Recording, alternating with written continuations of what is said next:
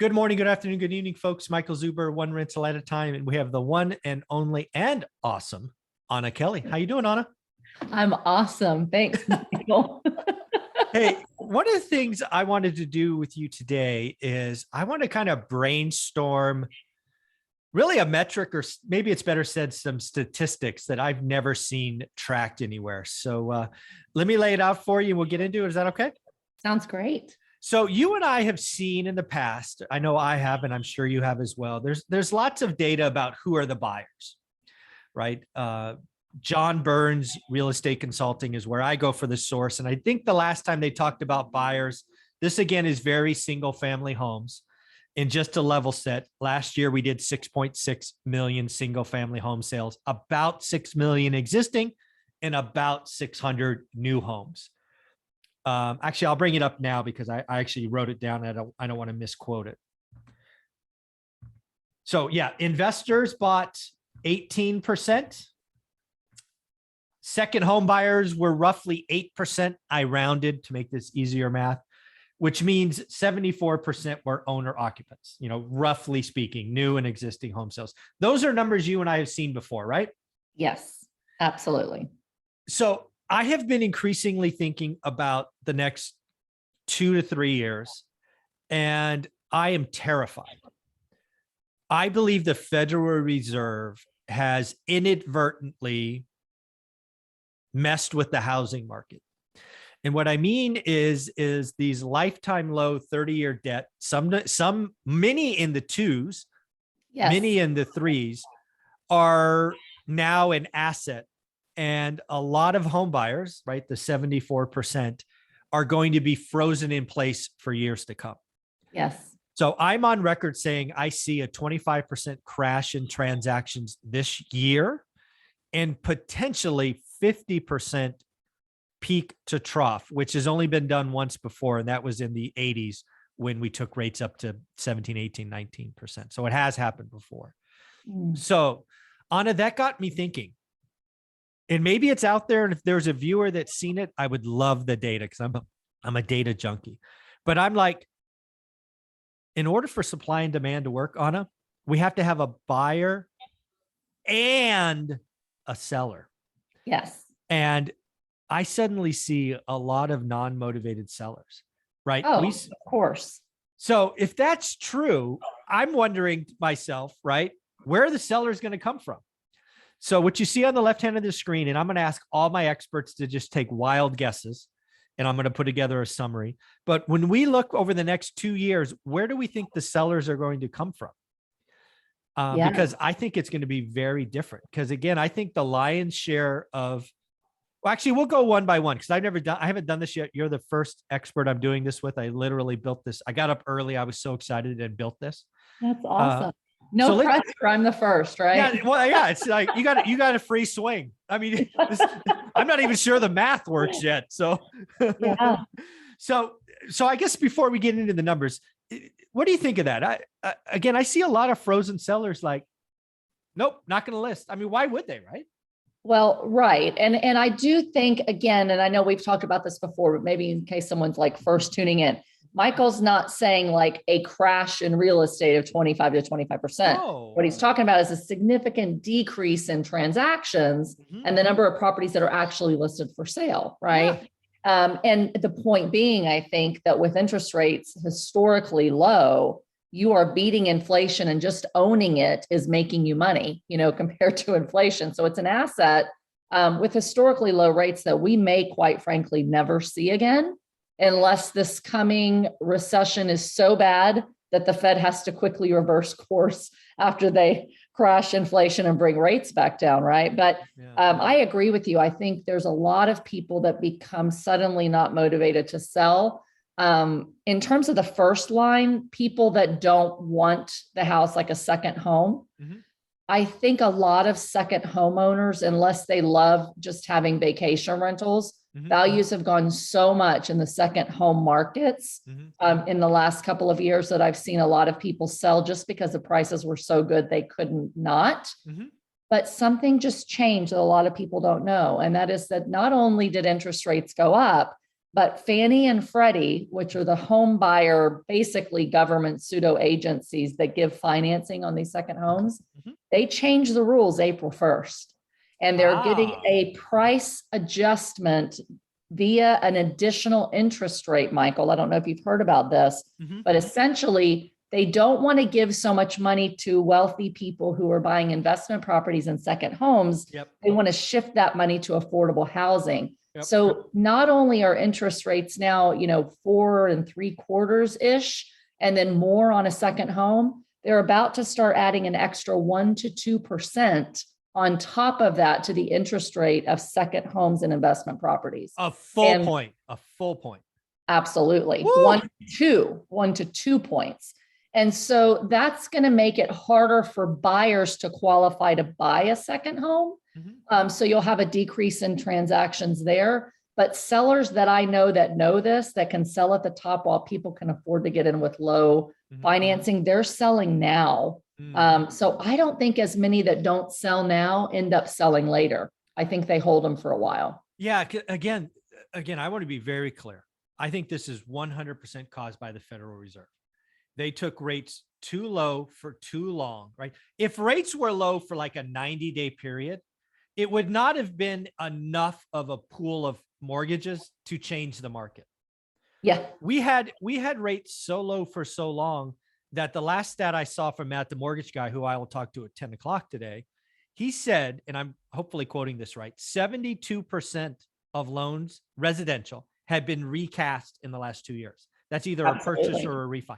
That is now a market. That is the market of all markets. And this is just going to freeze people. So if you have a second home, if it is an Airbnb, if it's a beachfront property, and you don't get out now, you're not going to really sell later because your price point changes, right? Because your buyers' rates are up. So significantly. Yeah. So you know what I'm going to do here is because again, I've never done this. This is my first time. So let's actually do a plus minus percentage. So if we compare the last 12 months with the next 12 months, you're thinking, I don't want to put words in your mouth, that you're thinking that this will fall 20%, 30% from comparing the last to the next. I think it falls probably 20% people who are selling second homes / vacation rentals. And here's the kicker. If this significant rise in interest rates ends us kicking us into a hard landing and a deep recession, there will be some that have to sell. Oh yeah. If they lose jobs again. And so that number could be even greater, but I see less transactions by at least 20% next year from second home sellers. This is how I should do this. See, this is why I love doing this with you. Hold on. Let me just make this bigger. So this is definitely how I should do it. It's not a total because then it's hard to see. It's year-on-year comparisons. Okay, here we go. Yes. Okay, so we think, I just want to make sure I got this right, comparing 2021 with, call it 2023, just for clarity, that the don't want second home sellers are going to fall 20%. Right? Yes. Awesome. Okay, we're good. All right, now downsizing, because this does happen, right? I'm a baby boomer. I've got a 5-bedroom, 2-bath house. I got my kids are gone. They have their own kids now. I don't want the big home. I want to go smaller. Right? Do we think? I can tell you they're not going to do it. Exactly. And I can tell you 2 reasons why. Yep. I have some family members who have been doing this recently, and it's been harder and harder because smaller homes are actually more expensive to build now than they were before. And because interest rates are going up so much, if they have to not only trade down to a smaller property that costs them just as much as what they sell their older house for, even if they had cash, if they want to finance it, their interest rate's about double what they're already paying on a mortgage. Yeah, so, I mean, just logically speaking, right? Just logically speaking, I'm going to sell my 4,000 square foot house, move into a 2,000 square foot house, and my payment's the same. Are you flipping kidding me? Absolutely. They're not going to do it. And a lot of these baby boomers have been in their house for 20, 30, 40 years. So they need a lot of work. So when they're going to sell an older home that needs a lot of work, they're not getting top dollar. Then they move into something smaller that they want to be more modern. They want it to have wide hallways for wheelchairs. They want it to have updated bathrooms and nice kitchens and all of that. And you can't find anything to trade over. So already it's slowing down people going from bigger to smaller. I think maybe those sellers drop by another 20%. Okay, perfect. I love this. This is exactly what I didn't feel good about it, but now I feel very good about this. All right, now how about builders? Because they sell, right? Maybe they'll even build more. Who knows? But what do you think about builders? Do you think they actually produce more product? Dead days getting in the way? Supply chain?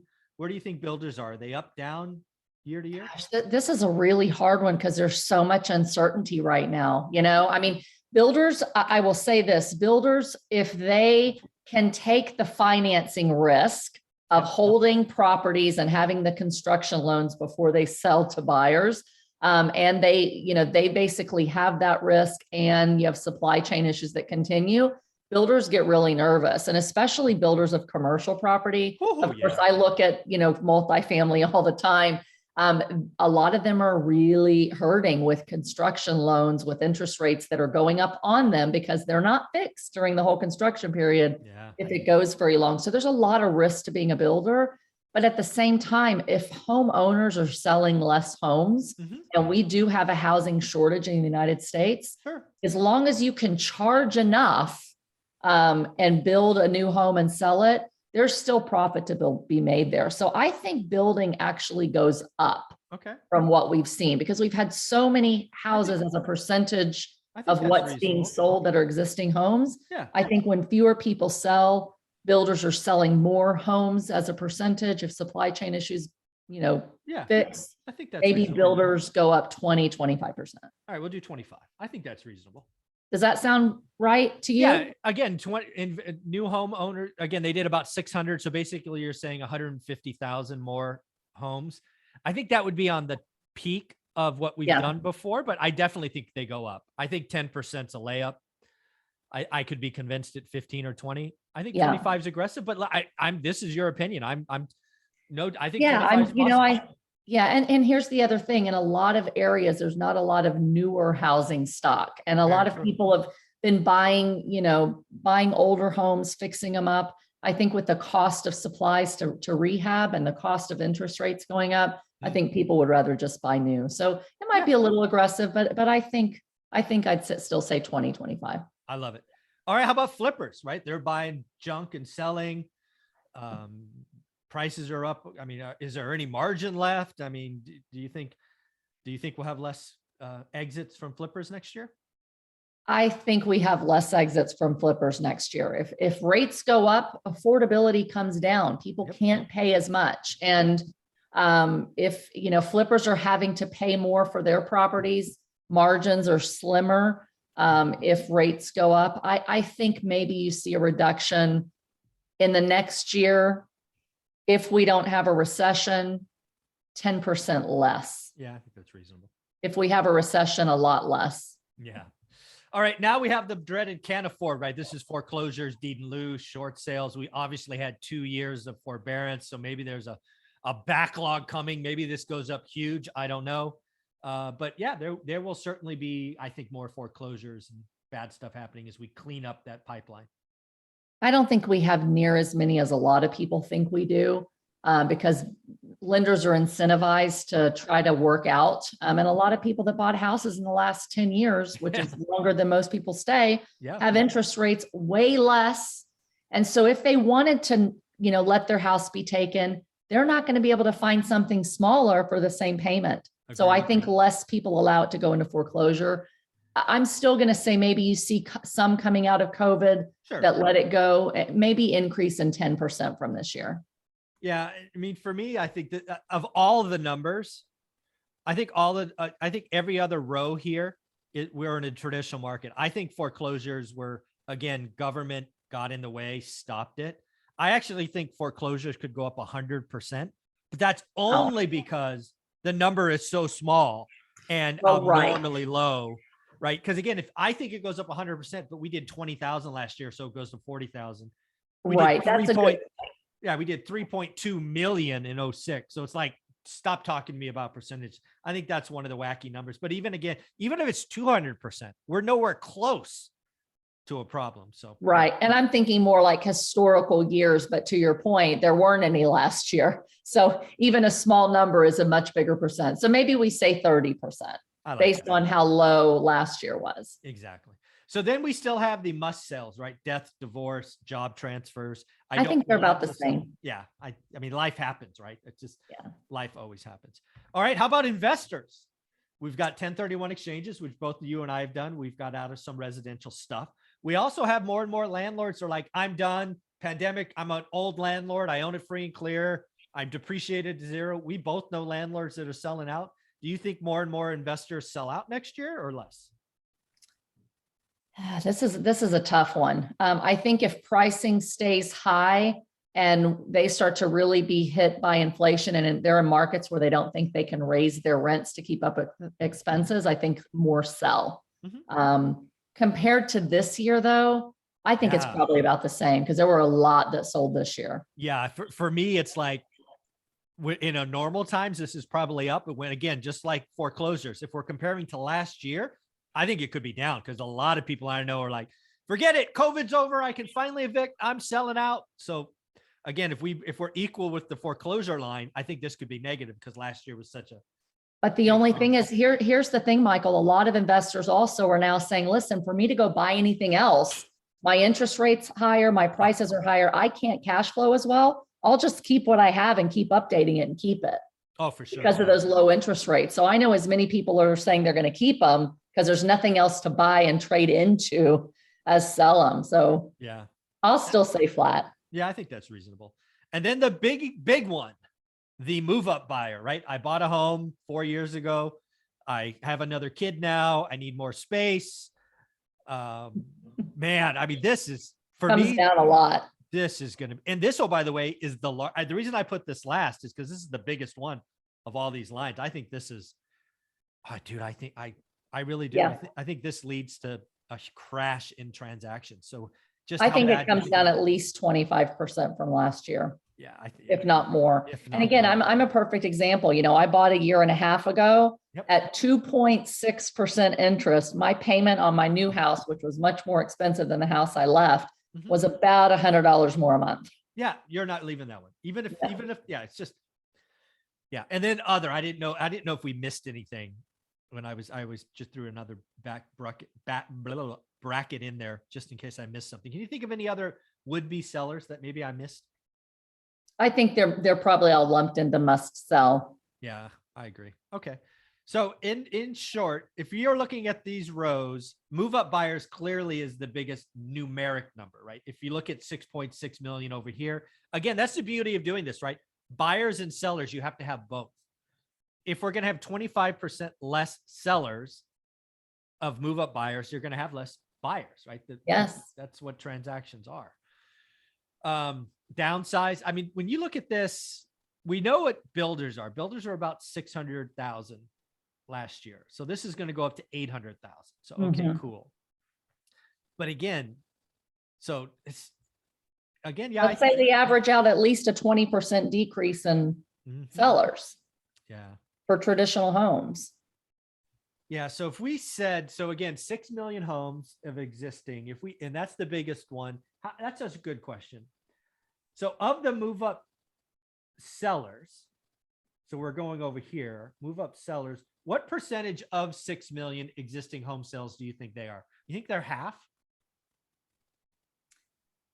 I think in the last 2 years when rates were extremely low and they could get top dollar for their house, I don't think probably quite half, but I think, you know, the middle class is what, 25%, 30% of, you know, average price homes.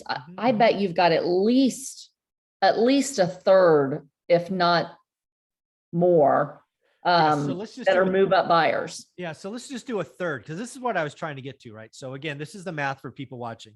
We have a total pool of existing homes of 6 million. We're saying a third or 2 million are what traditionally would be move up buyers. So now we're saying of the 2 million, we're going to see 25% drop, which would be 500,000.